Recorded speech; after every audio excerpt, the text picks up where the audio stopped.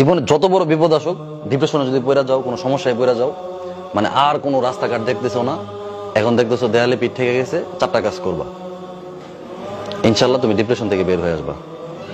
সর্বপ্রথম কাজ হইলো 2 রাকাত নামাজ পড়ে ফেলবা। উজু করে 2 রাকাত নামাজ পড়ো। নামাজ পড়ে তুমি আল্লাহ তাআলার কাছে পরামর্শ চাইবা, আল্লাহ আমি তো এই সমস্যায় পড়ে গেছি, আমার তো হঠাৎ করে বাবা মারা গেছে, আমি তো এখন চোখে কিছু দেখতেছি না, আমি তো এই অন্যায়টা করে ফেলছি, আমি কি করব? আল্লাহ তাআলা তোমাকে পরামর্শ দিবে। এই কথাটা আমার এক আপা ওই দিন বলতেছে, আমি একটা সিদ্ধান্ত নিয়েছি। নেওয়ার পরে আমি টেনশনে পড়ে গেছি যে হায় হায় আমি এখন কি করব। তো আমার আপা আমাকে বলতেছে যে তুমি কাজ করো, 2 রাকাত নামাজ পড়ো, নামাজ পড়ে আল্লাহ তাআলার সাথে পরামর্শ করো। আমি চিন্তা করছি আল্লাহ তাআলার সাথে পরামর্শ করবো কিভাবে। 2 রাকাত নামাজ পড়ছি, নামাজ পড়ে আমি আল্লাহকে বলছি যে আল্লাহ আমি তোমার একটা সিদ্ধান্ত নিছি, কি করব। তখন দেখি আমার মাথায় নানান চিন্তা আসতেছে, বুদ্ধি আসতেছে, পজিটিভ।